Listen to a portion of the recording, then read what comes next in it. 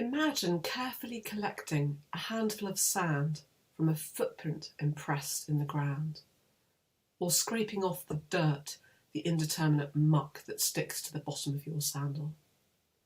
The resulting heap of stuff provides the raw ingredients for rituals with which you hope to effect change in the world, whether curing disease or harnessing demons to do your bidding.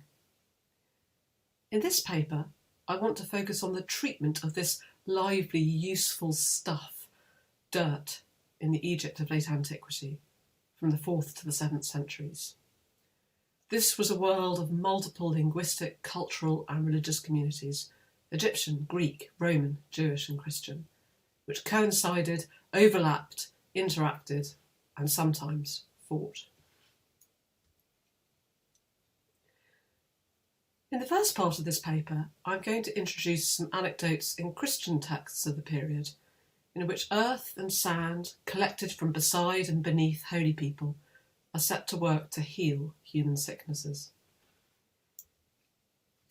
In a 6th century Coptic life of a 4th or 5th century monk in the region of Philae in Upper Egypt, Aaron, the saint refuses to give a blessing to a rich couple whose baby boy has been stillborn.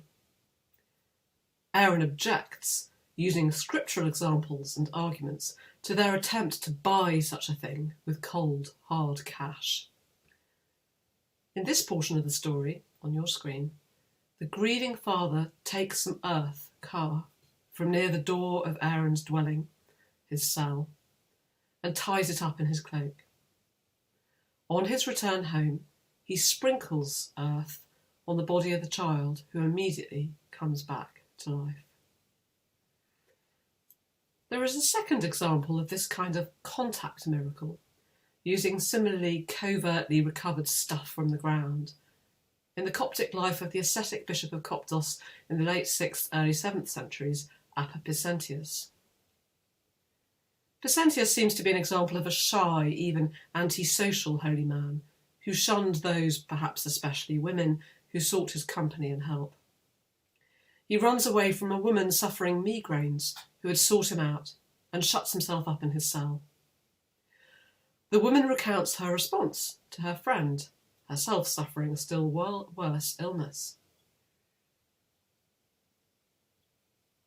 I took the sand, the shawl, that had been under his right foot, and I raised it on top of my head. And by the grace of God I had relief from my illness. In this story, the very ground beneath Pisentius's feet seems to have been consecrated by its contact with the holy man, and is then able to channel something of his healing powers even in the absence of his actual body. The story goes on to tell how the woman's friend goes a step further in ingesting some of this holy sand, which also has the effect of miraculously healing her.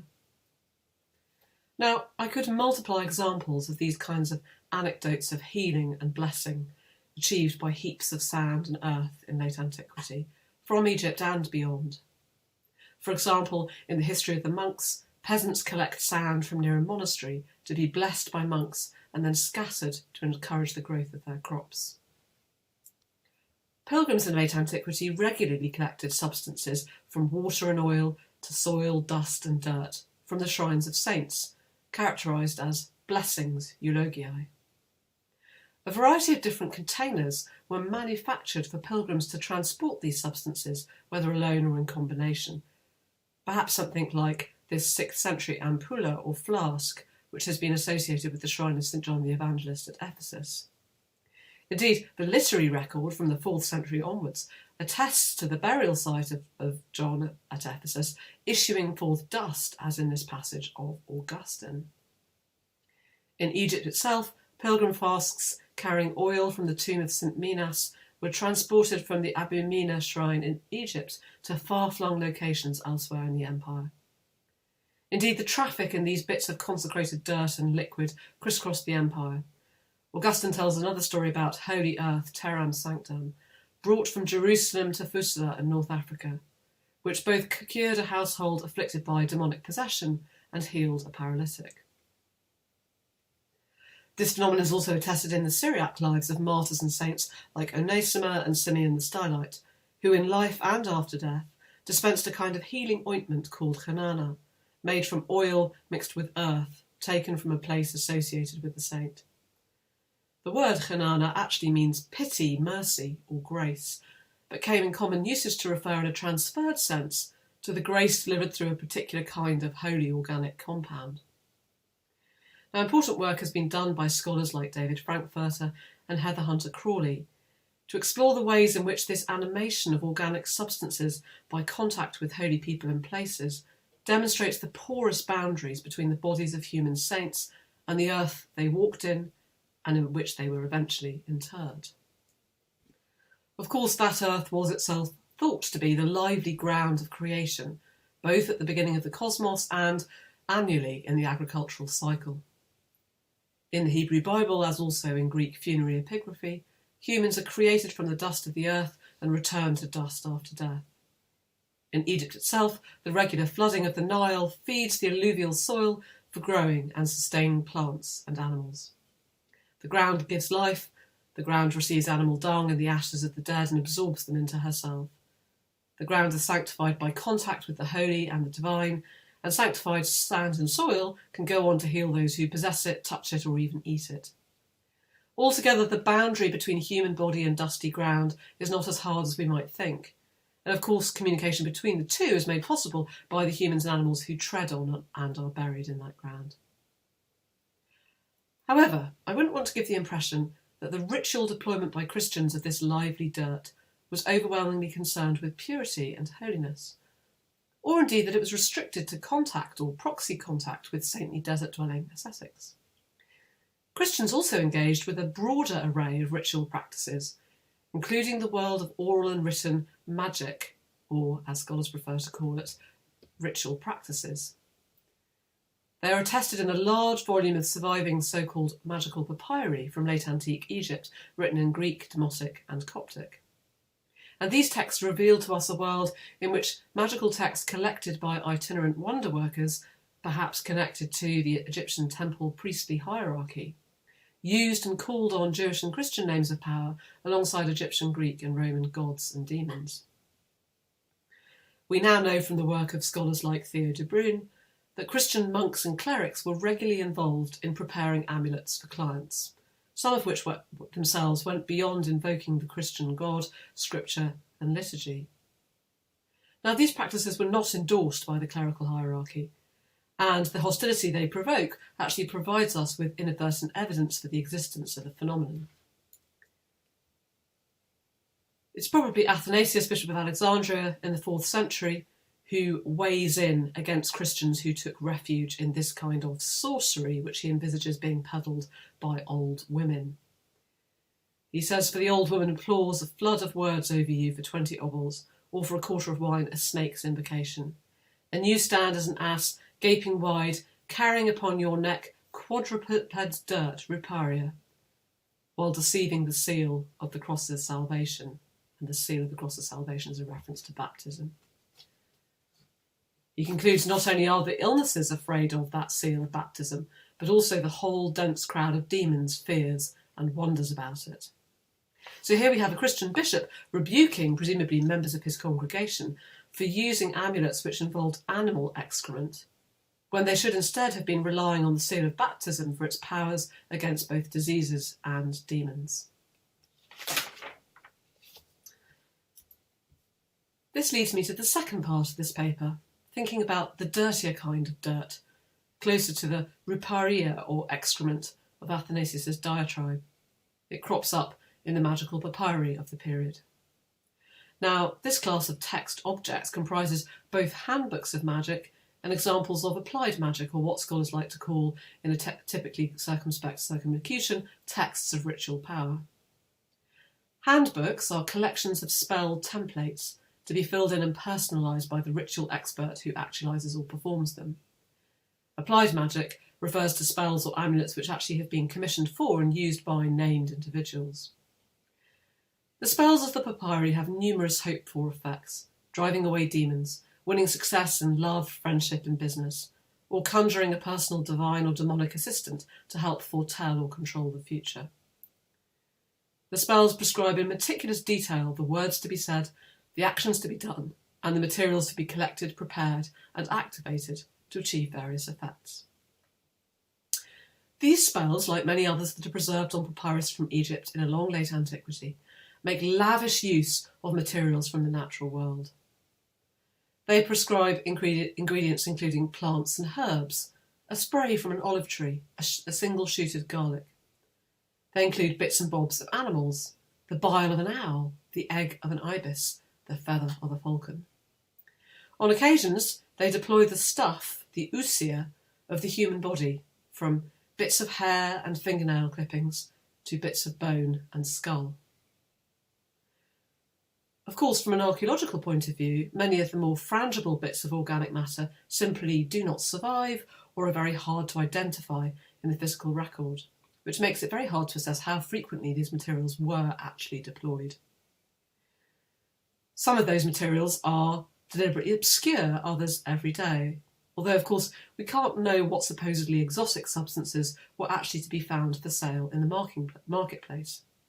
Here I think it's rather striking that some spells read much like modern recipes, prescribing precise amounts of materials to be prepared in particular ways. 4 drams of frankincense, 4 drams of myrrh, 2 ounces each of cassia leaf and of white pepper, of saffron or terebinth storax, 1 dram of wormwood, the vetch plant, priestly Egyptian incense, the complete brain of a black ram. Combine these with white Mendesian wine and honey and make pellets of bread. You can imagine the magical practitioner having small vials of these materials that he had acquired over his travels. Indeed, some of the apparently more exotic ingredients may actually have been code words for more humdrum ingredients. A spell in a 4th century papyrus claims precisely this. Because of the curiosity of the masses, they, i.e. the scribes copying these spells, inscribed the names of the herbs and other things which they employed on the statues of the gods, so that they, the masses, since they do not take precaution, might not practice magic, being prevented by the consequence of their misunderstanding. The spell then provides a key for translating the apparently exotic ingredients of magic into their more humdrum hidden meanings. A bone of an ibis, this is buckthorn. Blood of a hyrax, truly of a hyrax. Tears of a hamadryas baboon is actually dill juice. Crocodile is actually Ethiopian soil. Now, modern scholars have explored on the one hand what these spells reveal about contemporary ideas of the properties and operations of particular ingredients, and on the other hand, they've offered interpretations of the logic underpinning the selection and deployment of these materials, often using long-standing ethic concepts such as sympathy or attraction. And certainly, when we concentrate on a particular herb or mineral or animal, there's a rich comparative vein to be mined, looking at what different bodies of wisdom and experts learned in those traditions, magical, medical, natural, historical, taught about the properties of particular substances. But what happens if we look at a much more diffuse, much more incidental category of natural material? And here I return to the unloved and unthought of dirt, soil and earth, the ground beneath their feet, the stuff you find encrusted on well-worn sandals, trodden underfoot with little thought. And I want to focus on 2 uses of this kind of stuff. Firstly, a short spell in a papyrus of the 3rd or 4th century summons a personal angel who will reveal hidden wisdom. The offering made to achieve this is as follows. Take equal portions of dirt, rupos, from your sandal, of resin, and of the droppings, copron, from a white dove, and while speaking the invocation, burn them as an offering to the bear. Now, as offerings go, this is actually pretty minimal in terms of the number of substances to be collected and in their everyday quality. Modern scholars have tended to focus on the significance of the sandal in this spell as a symbol or representative of the human practitioner, and indeed have pointed out its connections to the divine, since there's evidence from both within and beyond the papyri that sandals were seen to be both peculiarly personal and also potentially associated with the gods. But I'm actually more interested in the dirt, the rupos. And here, although some have compared the sandal dirt of this spell with other magical references to, for example, gods creating humans out of the dust of the earth, I don't actually think that rupos here is straightforwardly divine, or indeed the dust of creation. Usage of this specific Greek word in the papyri and more broadly makes it clear that it's a pejorative term. It has a quality that tips over from the physical into the moral. Dirt as muck or filth. And of course it's notably associated in this recipe with another kind of polluted dirt, copron, from a dove, that is, bird droppings. Let's look at another magical usage of rupos in another spell in a 4th century magical handbook, which makes this, I think, crystal clear. This one offers a restraining seal for skulls used in divination that are unsatisfactory or otherwise need to be sealed. The material stopping up the prophetic mouth of the skull is also rupos, dirt from the doors of a temple of Osiris and from a mound covering graves. So, rupos is not just soil or earth or sand, the ground beneath our feet, but it is dirt, Douglas's matter out of place, a kind of pollution. It's to be harvested from either unpromising or uncanny locations, wedged into the crevices of a sandal, splattered on a temple door, or scattered over burial mounds. It is powerful, a chief ingredient of summoning and sealing spells for gaining revelation. But it's also relatively easy to acquire and, of course, free, scraped off the sole of your shoe or collected from a particular public place. Now, some other magical texts go a step further in specifying that the kind of dirt or filth to be deployed in ritual activities should be specifically copria, excrement or dung. And German scholars have long been interested in the medical usages of excrement in what they call the Dreck-Apotheke, or the dirt pharmacy. But what we have in the two spells I focused on here is not a pharmacological recipe for healing sick human bodies, but rather substances with the potential to control powerful daimonic forces that were thought to fly above and creep on and below the earth.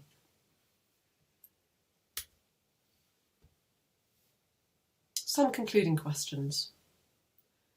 In the texts I've looked at today, we've seen sand, soil, dirt and earth as powerful agents of change. In the case of the hagiographic tales of healing, they seem to communicate the power of the holy man even across great distances, acting as travelling wonder workers in their own right. In the case of the magical texts, the source of their power is not so clearly identified, but their effects in the world are similarly thought to be tangible and dramatic, summoning prophetic angels, restraining divinatory skulls. I want to use these examples to start a conversation about ways of thinking about lively dirt, the ground beneath our feet, whether muck concentrated on the sole of your sandal or sand impressed by a holy man's footprint. It might seem that these are just two obviously opposed categories, polluted and pure, but I don't think this is quite right. The ground beneath our feet is just there. Pollution and purity might be opposing categories, but in practice, as manifested in material stuff, they are found very close together. Animals defecate and die at the doors of temples and on graves. Saints walk on dusty, dirty roads, and their sandals accumulate and move debris around. And of course, in medical magical logic in antiquity, what is polluted might well serve to purify. Indeed, as a medium, the ground beneath our feet is the giver of life as well as the receiver of decay and pollution. The soil is the ground of agriculture on which animals graze and crops are grown. It also provides the raw materials, sand and clay, for human building materials and the crafting of other objects. The earth also receives animal and human excrement and remains. So perhaps it's not a question of either or, but both and that we should be concentrating on. The focus of historians today, intent on recovering the liveliness of ancient conceptions of the natural material world, has tended to be on particular species of animals and plants, or named types of rocks, gems and minerals which stick out of these texts, and indeed out of the very texture of the landscape or the road. But if we're serious about restoring agency to all kinds of ancient matter, must we not also do so for the background dirt, the assumed there of the beaten soil or drifting sand beneath our feet? And is there something about formless dirt, dust, sand and soil which stretches out beneath our feet and over the horizon, which puts it in a category apart from the specific life forms and organic materials which stud its surface.